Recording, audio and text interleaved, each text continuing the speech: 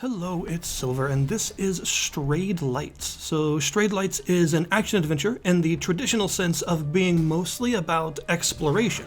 There is combat, and it's actually a relatively involved combat system because it involves a lot of parrying and things, but the majority of the game is actually about exploring, just venturing around this very enigmatic world and trying to figure out what's actually going on. So, the first thing you'll obviously notice in the footage is that this game is beautiful. Like, it's really, really pretty. And earlier in the week, I mentioned that Rusted Moss kind of reminded me of Shadow of the Colossus a little bit in terms of how its world was structured. I'd like to amend that and say that actually, now that I've played more of it, Rusted Moss is a little bit more like Nier, honestly, in terms of how its world feels. This game, however, is much closer to that Shadow of the Colossus feeling because it is a vast world that feels very lonely, kind of empty, but not in the content sense, just empty as in there was at one point very important stuff going on here, and now it's all gone. And you're sort of left trying to guess at what all these structures were and try to figure out for yourself what exactly happened here. You know that something happened, but you don't really have any clues as to what. However, very much unlike Shadow of the Colossus, this game has extremely saturated colors, to the point that some of the colors are almost neon. They're very bright, very vibrant colors throughout the sky, and of course on your characters and the enemies and everything, and in fact, it's to the point that these colors are very important for the gameplay. The colors actually mean something.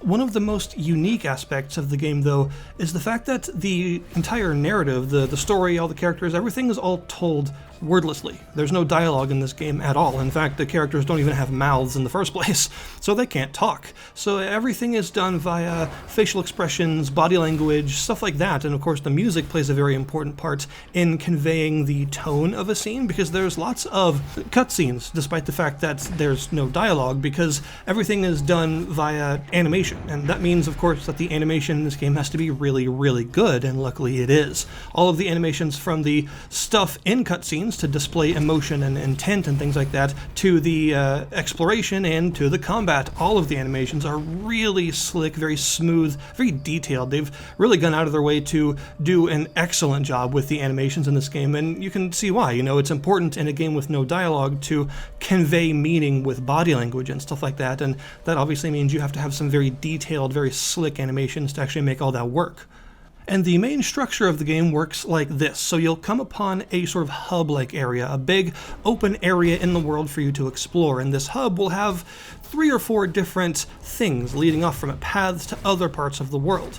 And each of those paths will have its own dangers as well as its own boss, an important part of the story at the end. So you're trying to go down each of these paths individually, you get to the end and you beat the boss of that area, you learn something, and then you go back to the hub and go down the other areas until you've gotten all of them, and then something very important happens in that particular hub, and then you move on to the next hub. But that's how the structure of the game actually works. So you are kind of like a 70-30 of exploration and combat, pretty much.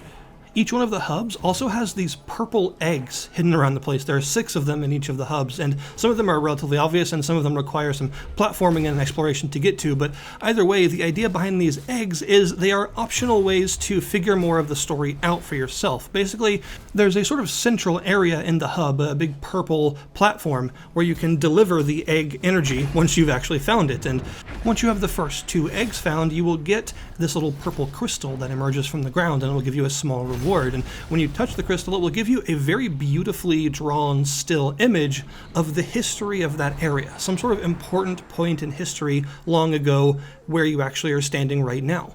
And then once you find all 6 of the eggs, you can return back to this platform and turn them in for a second crystal, which will give you slightly better rewards and a second, more detailed image that expands on the sort of story, you could say, that the first image was trying to tell you. So these images that you'll get from finding the eggs themselves are actually not related directly to the story of the game in the present, and they're more about how all of this came to be in the first place. At least that's what I'm getting so far from actually finding all of them. They seem to be the history of this world and how it came to be the way that it is right now, as a sort of abandoned, beautiful, but sort of tragic set of mystical locations and ruins. You know, you're pretty much exploring all these buildings and things without context at first, because just like Shadow of the Colossus, this is what made me think of it. You go to these locations that were clearly something, right? They're buildings, they're here for a reason, but you have absolutely no idea what they actually are, and you just can kind of do some environmental storytelling, you know, just look around and just do a little bit of guesswork based on what you see and what you think this place may have actually been, but you're never going to get a concrete confirmation of exactly what it was, because that's just part of how the story works. It is all a mystery, it is all an enigma, and you're just kind of exploring it at your own pace. But, of course, as you're exploring around, you'll come across various enemies that will spawn in to fight you, as well as, of course, the big boss battles that are important to each of the branched paths that you'll go down from the hub areas.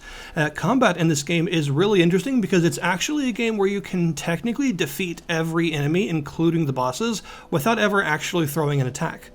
You do have an attack button that you can use if you want, but it's only kind of marginally useful in specific scenarios.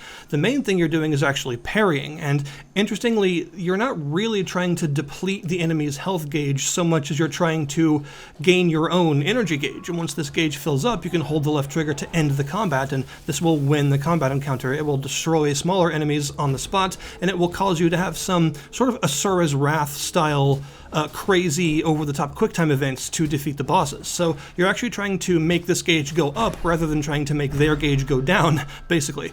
And this game has a significant bit of Ikaruga DNA in it because you have two different colors that you can switch between, a bright orange and a blue color. You can just use one button on the controller to swap between instantly. There's no animation or anything. It happens as soon as you press the button, and that's very important because enemies can also do this. And when they attack you, what you're expected to do is parry their attacks, but you have to parry them as the color that they are. So if they turn to blue and do like a two-hit combo, you got to parry both of those, and then they'll switch to orange and do a third big overhead strike, and you have to switch to orange in the right time and parry that as orange. So you're expected to constantly switch back and forth between the colors, parrying the attacks as the enemies send them out based on the color that they are. Now, you can parry an attack off color. You know, if you're blue and they're orange, you can still parry their attacks, but all it will do is prevent you from taking damage. You know, it is a successful parry, you won't get hurt, but that's it. Whereas if you parry them as the right color, they will lose some of their energy gauge, you will gain some energy gauge, it will heal you, and you can also use that for some of your other techniques that you'll get later on. So you definitely want to be parrying as the correct color every time as often as you can, because that's where the main meat of the combat system is, and that's how you're actually going to beat enemies. You parry them enough, you build up your power gauge enough, you unleash this power to end the combat. You also have a couple of other things that you can do. You have a dodge, and it does have immunity frames, which is important because the enemies can sometimes unleash these attacks that are purple rather than orange or blue, and these attacks are unblockable. You can't parry them at all, so you have to dodge these or else. You also get a couple of active abilities that you can switch between. You get the ability to turn a sort of golden color, and this allows you to parry attacks no matter what color you are as if it was successful every time, so you don't have to worry about switching for a couple seconds. You also get this big dive forward that does a good amount of damage to the enemy and also interrupts whatever they're currently doing. And you also get a sort of radial stun that is mostly useful for when you are surrounded by multiple enemies at once and having trouble getting the rhythm to parry their attacks correctly. But your skills all actually pull from the same pool of uses, and you only regenerate a use whenever you kill an enemy, so you can't spam these. They don't have like a mana gauge or anything like that. They have a limited use number, and you will only recharge a use one per enemy defeated, or if you defeat one of the big story bosses, it will completely refill it back to full.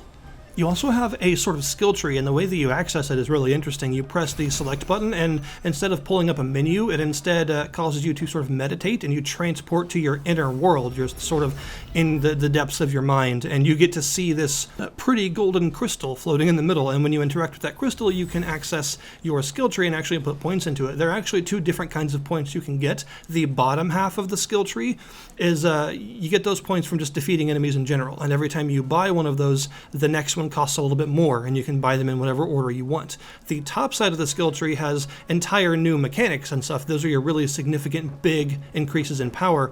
However, those require special points that you only get from beating the main story bosses. There's some pretty cool stuff on the tree too. My favorite is the counterattack button. Basically, it makes it to where if you perfectly parry a string of like 4 or more attacks in a row, all on the right color, all with the right timing, then you get a sort of counterattack that you can do that does a bunch of damage to them, and it just feels really satisfying to get that sort of instant reward for like perfectly parrying a long string of attacks. It's a pretty cool mechanic, and overall this makes the combat feel really nice. The animations are just like the rest of the game. They're really solid solid, very detailed animations, and this is important because you have to parry everything, so you have to understand every enemy's tell and the sorts of animations they go into and when they're going to strike. It's almost rhythm-based. It's not actually a rhythm-based game, but it does feel kind of like it in combat since you're trying to parry everything on the mark exactly right every time. And this creates a situation where you're going to start to memorize the rhythms that each individual enemy has. The boss fights themselves are a definite high point for the game. They are very pretty, they have really beautiful arenas oftentimes, and the actual boss enemies themselves are super cool looking. From big multi-armed beasts with all sorts of big leaping attacks and stuff that are like 4 times your size, to crazy butterfly looking things that can shoot lasers at you and cause big illusions to happen. There's all sorts of different bosses, and they're all really fun. They all have a ton of different attacks to learn, and of course, in addition to learning the attacks, you have to learn what order they switch out colors in so that you can actually parry them all correctly. And once you actually beat a boss, you fill up your energy gauge and unleash it, you are treated to, like I mentioned earlier, sort of Asura's Wrath style over-the-top QuickTime event where you have to press certain buttons in certain orders to do this big sort of finishing attack that will result in victory with, of course, gratuitous amounts of excellent animation happening in the background that's very fun to watch. And that's really it. That's the main structure of the game. It's about a ton of exploration interspersed with various bits of like rhythm-based parrying combat and capped off with big, impressive boss fights that are really good tests of your skills of timing and intercepting the right colors and all that stuff. And it makes for a really enjoyable game to go through. It is absolutely beautiful. It is one of the prettiest games I've seen this year so far in terms of its overall art style. And I would call it mechanically uncomplicated. And I mean that in a good way, as in it doesn't bog itself down with a bunch of stuff that it doesn't really need.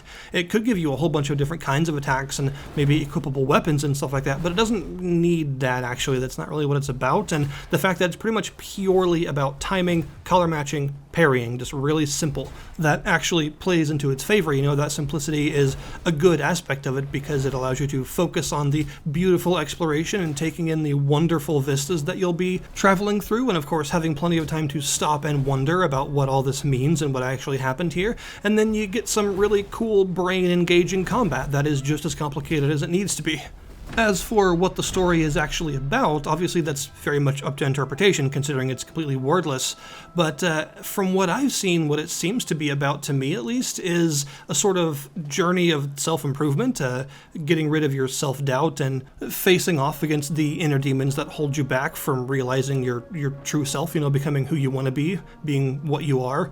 And most of the bosses in this game so far seem to represent like negative emotions, and I think the idea is, since you don't really kill them, rather you turn them back into people like you in-game, I think the idea is that it's sort of about making sure your negative experiences don't define you.